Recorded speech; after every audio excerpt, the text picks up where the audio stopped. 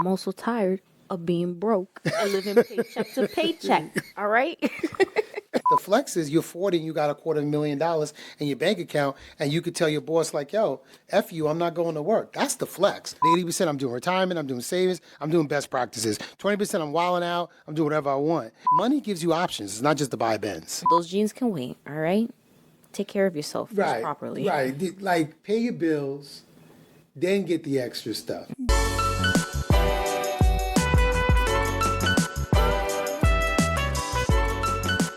Yo, what's up? It's Phil Nelson again with my homegirl Ariana. What's good?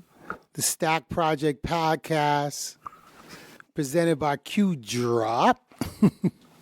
What do you want to talk about today? I'm mad tired. I've been like running, traveling.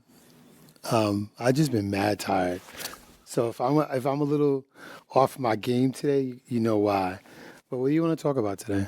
You good. I'm tired too, but It's two of us. I'm also tired of being broke and living paycheck to paycheck. All right? So I guess that's what we're talking about today. Budgeting. One of my favorite topics. You don't got to be scared about it. I promise. So what about budgeting? Well, a lot of young people, we have a hard time trying to put money away for savings. We're not really taught about it. And, going around, there's the talk about the 50-30-20 rule. Mm-hmm. Does it work? Me personally, not for me, but it might work for you. Or if you're just starting out, saving, putting money away, getting your little goods. So start off with that. So what's the 50-30-20 rule? I'm gonna play non-financial counselor today. All right. What is that? So 50-30-20 rule is where you have your paycheck, whether you paid weekly, bi-weekly. Personally, I do it weekly, just to keep it, organized. 50% of your paycheck goes to needs like rent, utilities, phone bill, anything that you need to pay so you can survive and not be out on the streets. 30% of your paycheck is wants. So, if you want to watch Netflix, if you want to go out to Applebee's and get those chicken tenders, if you want to plan a little trip, a little getaway, that's the 30%. 20%, savings. Important, just in case an emergency happens, got to get your wisdom teeth pulled out like I do next week. You get the money, you have the money to do it. Emergency funds, retirement. Yeah. I never really, okay, let me paraphrase that.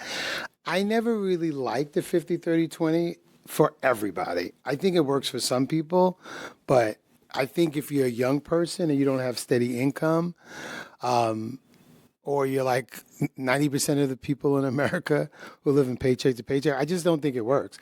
I think it's an ideology that works. Mm-hmm. So what I mean by that is you need to save 20%. Like that ideology needs there. But you could achieve that by saying, when I get my paycheck, 20% is getting pulled out to me. There's a concept about paying yourself first before paying bills. Pay yourself first, and you take the 20% and you pay yourself down. Mm-hmm.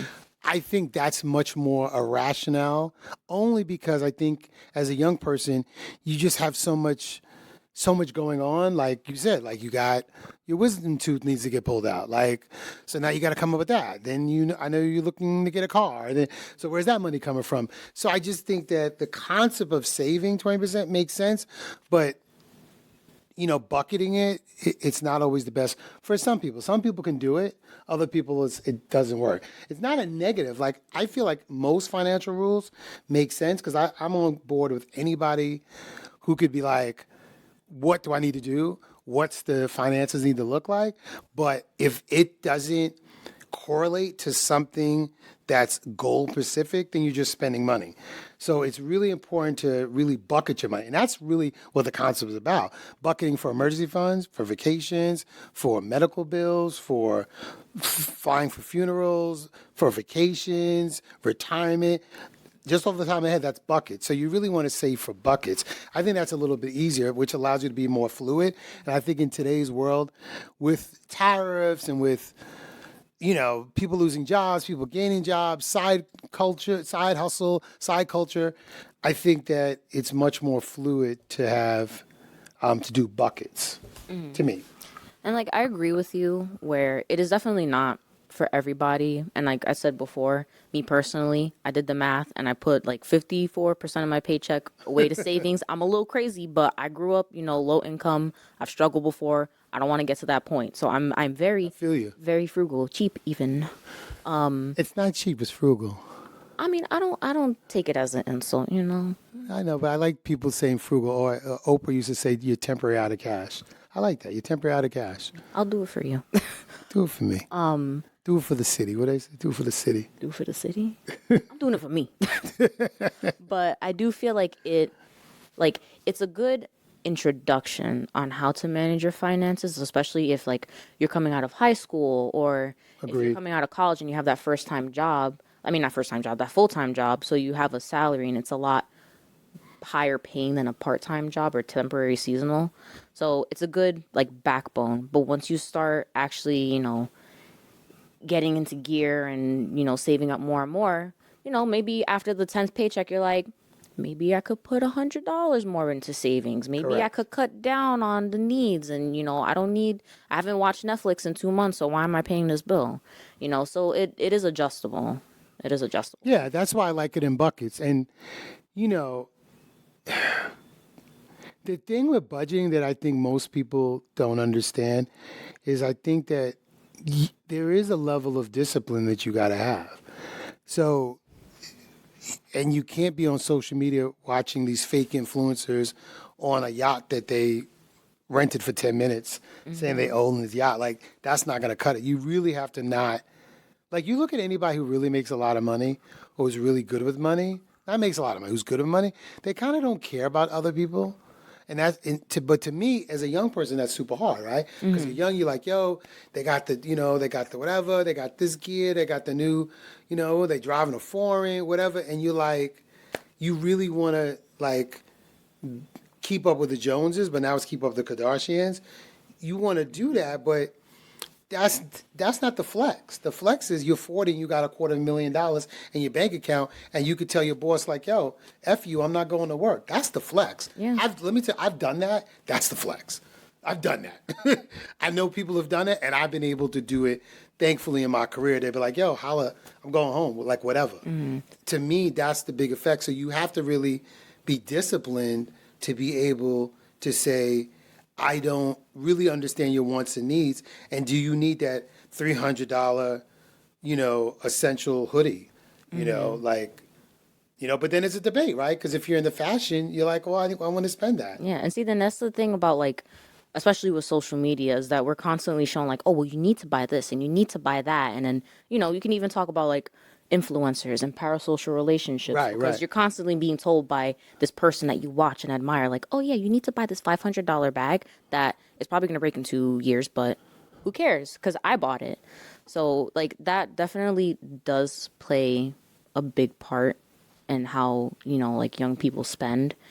And I know now, like I'd probably say for like the past decade, there's also a rise in like finance influencers. I don't know if you've ever seen them, but Yeah. there's like these young people who are like, oh, I bought my first house at 21. Let me show you how. Comment money bag in the comments and I'll DM you with my guide. And you go to the guide, but you got to pay for it. So I'm like, if you really cared about young people making as much money as you, and if you're so empathetic and you love your followers, why are you making people pay for that? They're trying to make money, not spend money on you.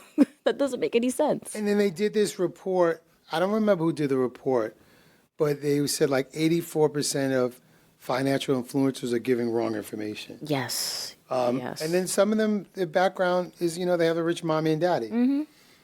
So if you have a rich mommy and daddy and you live in paycheck to paycheck, that's the person who probably can't help you solve your problems because they never had those problems. All of us here on this panel know what it's like to be like, yo, rent is due, straight up. And if you never went through that, as we call it in nonprofit, the lived experience, it's hard to navigate that. So you really want to get with somebody who really understands your position and what you're trying to do.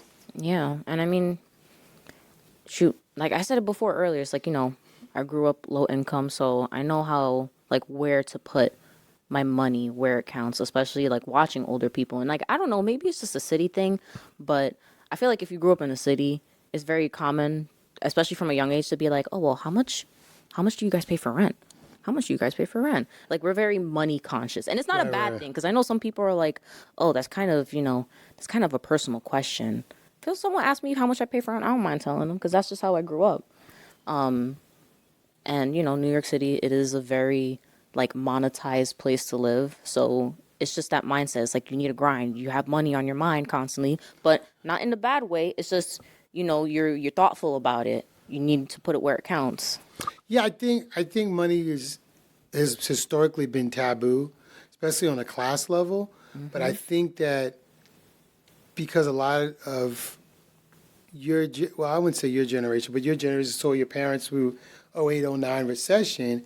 So now people are more open about, look, this is what it costs, this is what it doesn't cost. Mm-hmm. And I'm for that, because you get an understanding of like what things cost, or you're able to check your friend, like, I wouldn't spend $1,000 on that bag. That's crazy.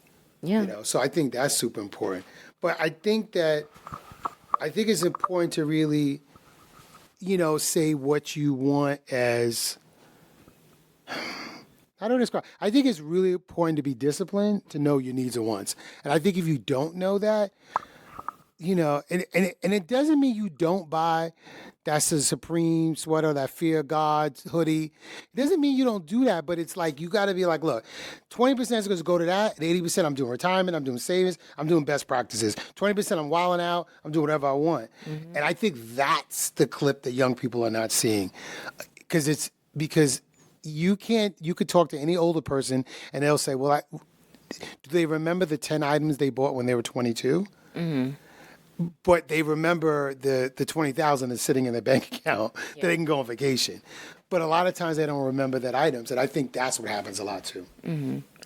I mean, I also feel that a lot of young people are also not that patient when it comes to saving. Fair enough. And because of, capitalistic culture, we're more, I guess, prone to being like, oh, well, I see this thing and I want it and I could get it next week, compared to like, oh, maybe I should save up little by little so I can put more towards savings or more towards groceries next time, and I'll get it in 4 months.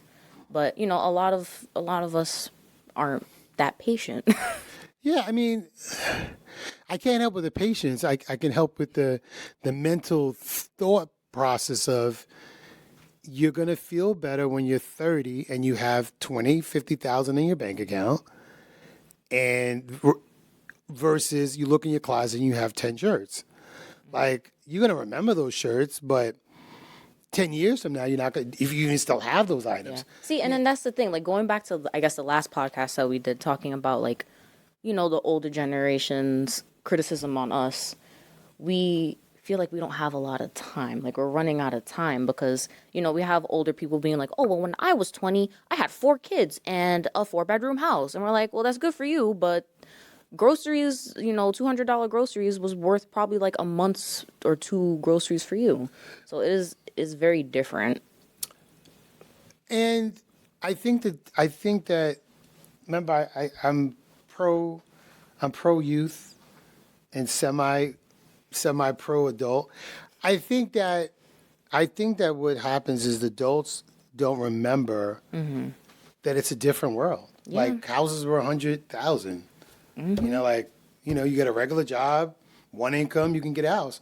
Now houses are 900,000. It's like you could find $100,000 house, but it's gonna be bust up. Right. You're gonna need to rebuild it, basically. And it's not gonna be in your big cities. No. So I think that's the wrong argument. That's the wrong argument that adults should give you guys. But there's still best practices and, like we said, real practices. Mm-hmm. And real practices, I'm telling you, when you get 40, you're going to be like, they've have 50,000 in your bank account, or 100K or 100, whatever it is, whatever bands you want. To me, you're going to be like, it's just going to give you so much of financial security and less stress. And to me, what's happening with young people, especially in the urban communities, is there's so much financial stress that you can't even make proper decisions to get you to that point. So, and I've seen it all the time, like people who are like, oh, I did this smart, and they're able to put away a good amount of money. Mm-hmm. That just changes your, 30, you can be the filmmaker that you want to be. You can spend a year in Thailand. You can go to Europe for whatever you want. You could change professions, because it allows you that certain space and time. I've been fortunate. I had like one job I didn't like in my whole life. One job. And it was like 3 months, 2 months. I just didn't understand the concept of working at places that, and I guess that's why I side with young people a little bit, because I don't understand, so I don't like this job, but I'm going to stay here. It's going to affect my mental health. I'm going to gain weight because I'm an emotional eater. I don't understand that concept. Either you're on drugs, you're coked up, you're it doesn't make sense. It doesn't make sense. You should at least find something that you like, that works for you, and then you do your proper saving and budgeting. So that's what I would say on that side. Yeah, I just feel like also, a lot of people, I mean, obviously, we can't tell the future, but based off how we see current events going and how the economy, especially since COVID has affected it, we're just very uncertain about the future, because it's we could save up this amount of money, but what if prices keep rising? How much is that money going to compare to what I could be saving when, inflation goes up? So as the days go by, sorry, I like that song.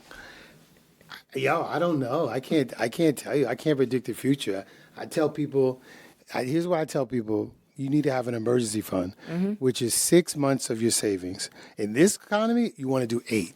And that's all your cell phone bill, your rent, all your essentials, you need to have 6 months. Not the Starbucks bill, not Netflix. You need to have 6 months essentials of that. That's what I tell people to have that.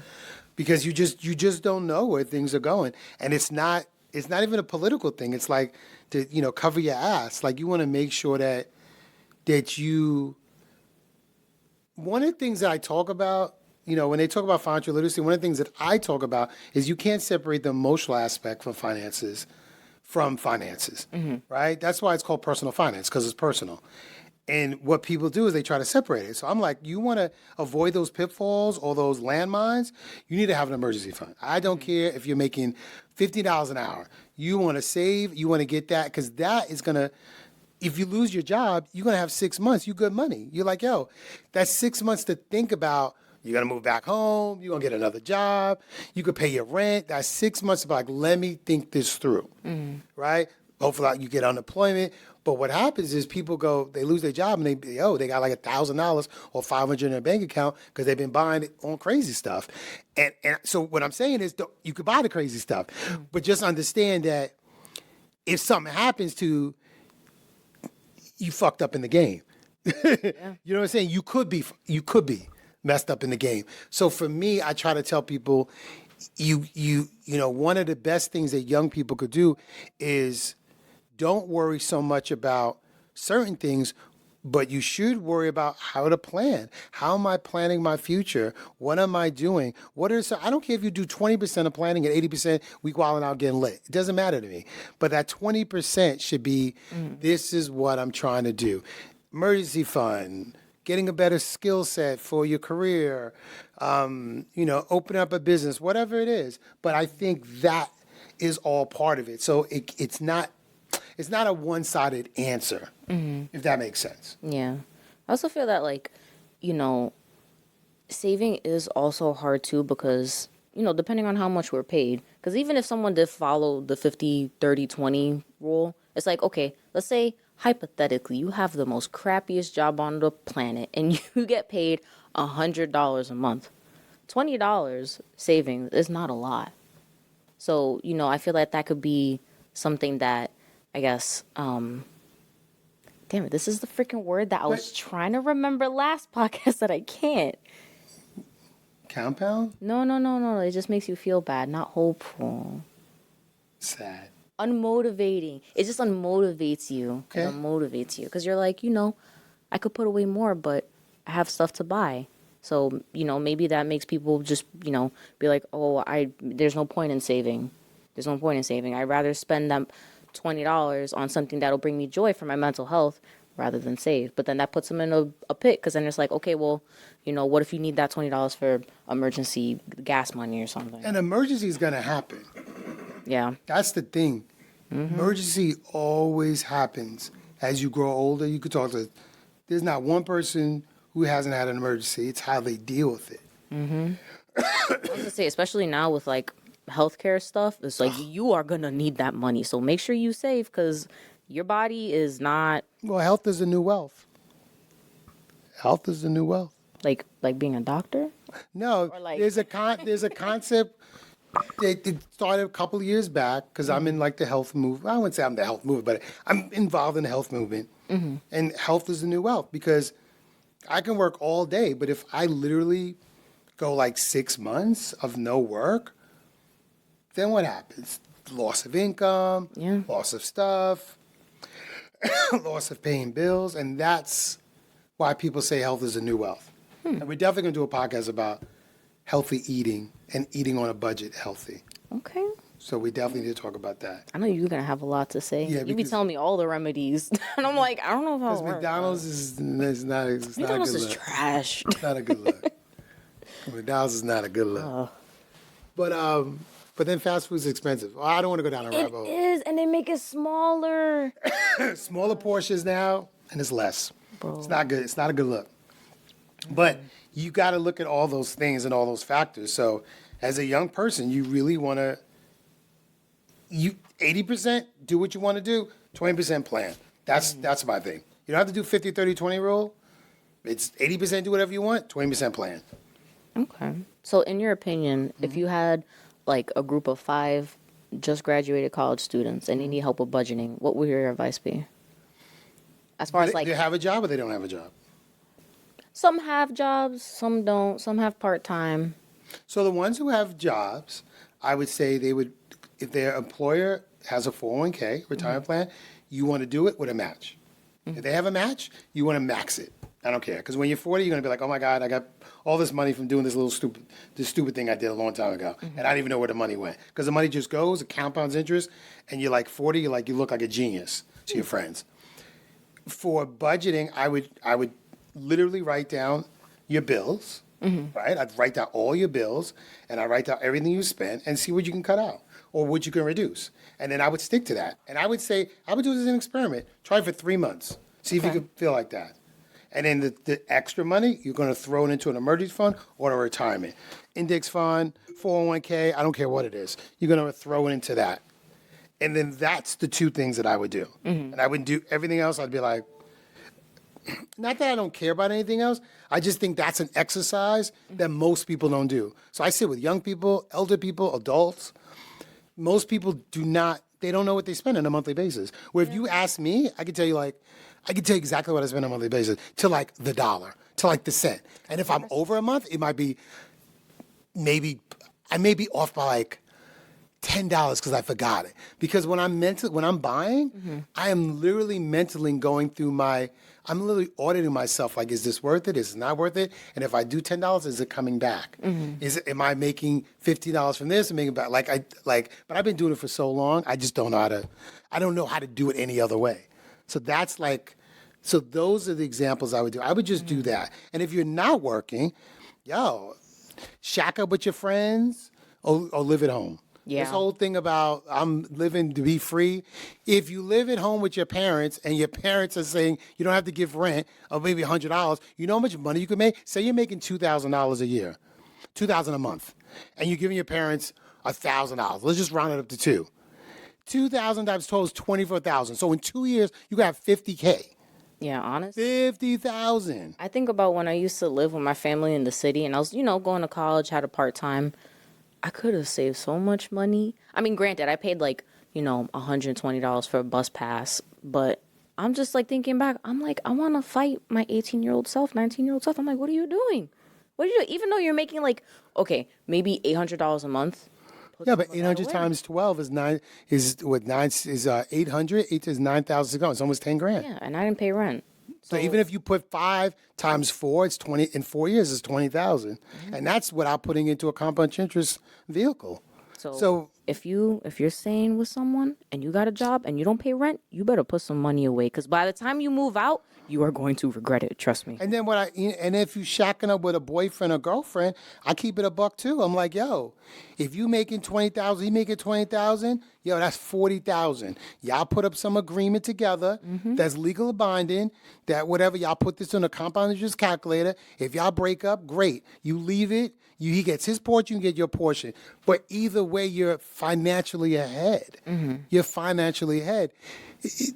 They don't. What they don't. What they don't teach young people, and I don't think they teach people in general, especially from around the way, especially the hood, is like, look, those young years from 18 to 24, if you're just smart with your money, that could be the backbone to be like, oh, I want to be in this band, or I want to start this new AI business, or I want to work at this startup. I want to take a chance on my life. But most people can't take a chance on a life because they're financially constrained.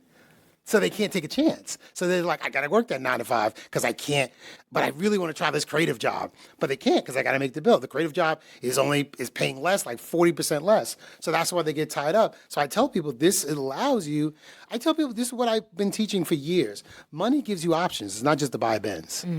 Money gives you options. It's not just to buy a Benz. So when you have options, you're allowed to look at things in a totally different aspect. There's so many things that I've been able to be like, well, no, I don't want to, I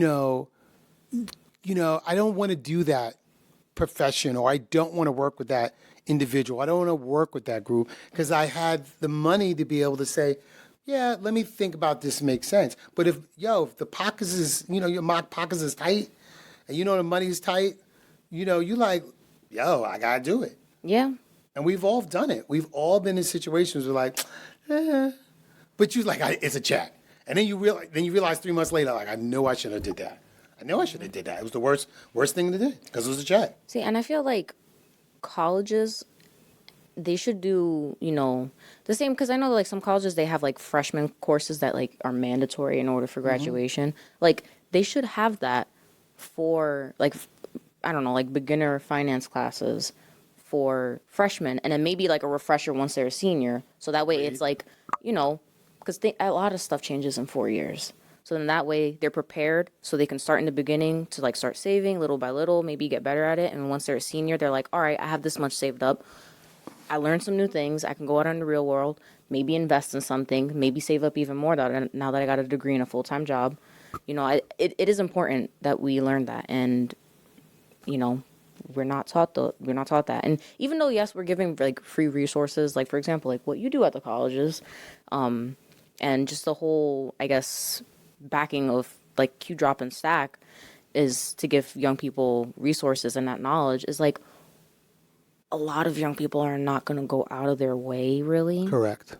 To go find that. But if you're like, oh, you need this course so you can graduate because you're spending thousands of dollars to go to this college, or you're busting your ass, trying to get financial aid to go to this college, it'll be worth your time. Yeah. I don't know the university level. I know there's conversations about they want to put it in schools and do stuff. It's like, yeah, some schools actually do have that. Like, I know some people who went to like Vestal High School over here, and they do have finance courses, but not every school is going to have that opportunity. Correct. Especially like, schools in the hood. Yeah, well, definitely not in the hood. Yeah. And also, what you said was a little different. You was like, look, you're going to take this course and you're going to do a follow-up course in your 4th year to be like, what did you do with the money? What'd you do with it? That's a different concept. That's not just financial literacy. That's the stuff that I've been talking about that people are now talking to me about. It's I call it holistic money management, because holistic money management deals with the person and deals with where they're trying to go and where they need to be. And I think that's a totally different aspect of financial literacy that I just think that a lot of people don't get, and they're not ready for it. I'll use the gentle word, they're not ready for it. That's why, like, I guess if hypothetically, if a university were to do that in the freshman year, don't scare them off. Start with like little basics. stuff like that. So then they can like get like a basic idea of it. Maybe have like one big project where it's like, okay, well, I don't know, for example, come up with a business plan for a hypothetical business that you would like to do. They actually did that in my high school where for our economics class, we That's cool. made like little business plans, and the best three, the school got grants to fund those businesses. So I know a few people who actually have like businesses that I went to high school with, and I was like, oh shit. Oh, that's dope. But so they should do something like that in universities where they definitely have the like, you know, monetary resources to do that. Universities definitely got money. Yeah. Unless you're Columbia. telling me. Not just messing around. You know, so then again, that way when, you know, they're seniors, they can, I guess, upgrade their knowledge and, you know, take that, I guess, independent step rather than, I don't want to say like, depending on the university, but now they're like, you know, they feel more independent. And they're like, okay, well, I have, you know, this course that taught me how to do this, so now I want to try to do it on my own based off what I learned. Right. Yeah, I mean, I think the resources have to be made there, but it still starts with individual Yeah. understanding needs, wants, and having a little bit of discipline for the future. Not discipline for today. The discipline is for the future. Yeah, and that is definitely like that is more, I guess, based on the individual. Because the school could tell you like, oh, you should do this and you should do that, but they're not going to force you to do it. Nope, you got to they're not. force yourself. So I don't know, unless the school can teach some type of like discipline class, which I don't think is really morally ethical.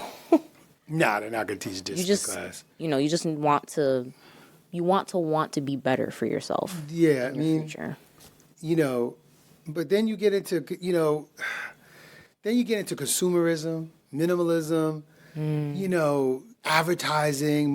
Then there's all these other things that come into play that goes, why do you need that $1,000 bag? Yeah. Like, you know, I was talking to my godson, Zion, and I was like, because he's into fashion, he's a fashion kid, and I was like, yo, how y'all paying for this stuff? You know, like you know, he makes money, so it's different. But I was like, yo, how y'all paying for this stuff? These hoodies are like, yo, I went to Lowe, it was like $7.80 for a cashmere beanie. I was like, it's not that serious. It's a cashmere beanie. It's not that serious. $7.80?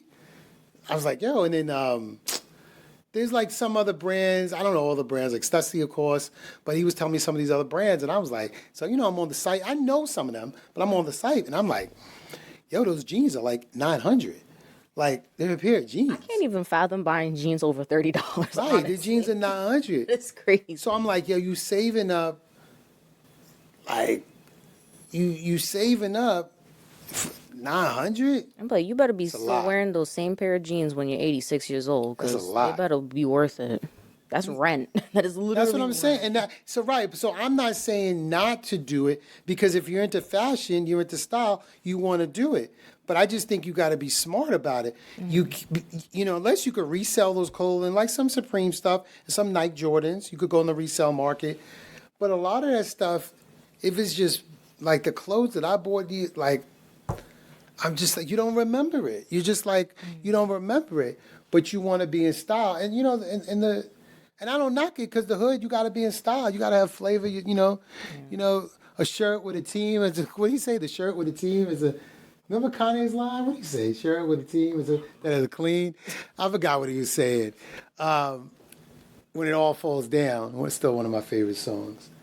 I just think that it's got to be balanced. That's all I'm telling people. And like the mindset should be like, you know, if I want these $700 jeans, like, is that gonna cut into my, you know, my rent money? Or like, you know, don't be like, oh, I don't need to pay my phone bill this month. I could just download text now. It's like, no, have your phone. You don't know if you're gonna be around some free Wi-Fi.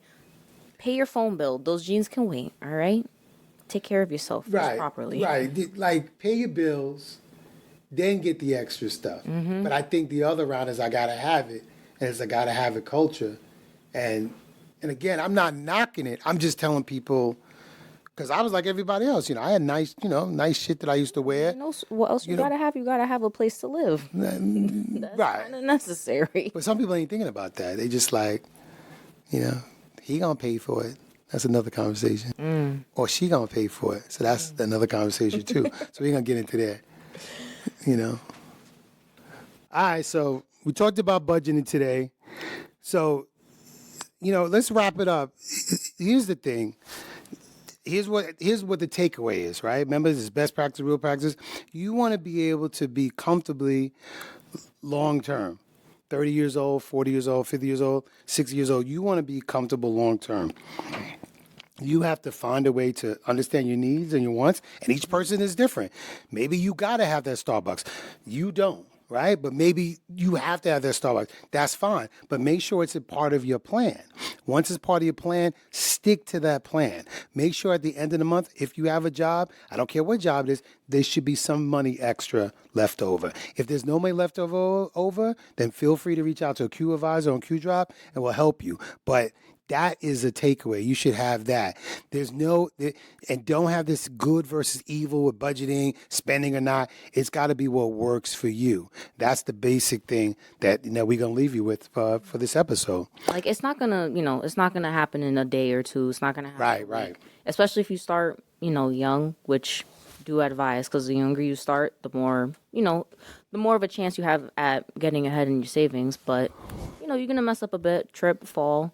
But it's fine. That's the whole experience of, I guess, doing finances young until you get into the groove of, knowing your plan and being consistent. It takes a minute. You're going to get a little impatient, but you'll get there eventually. And that's cool. I mean, that's the biggest thing. And just really having that plan. I can't emphasize that more. Just really about having that plan of what you want to do. That's the core thing. And that's it. And just self-discipline. Like, just really think, do I need to have this object by this month? Can I wait? Cool. So that's it for this week's episode. We'll hit y'all next week. Shout out to our man Gabe on the production, engineering, producing the podcast. And we'll see y'all next week. As we say, it's stack your bread, stack your knowledge. All right. Peace. Cook up a storm. Been performing. Pushing recordings. She gave me more friends. Bands, I got it.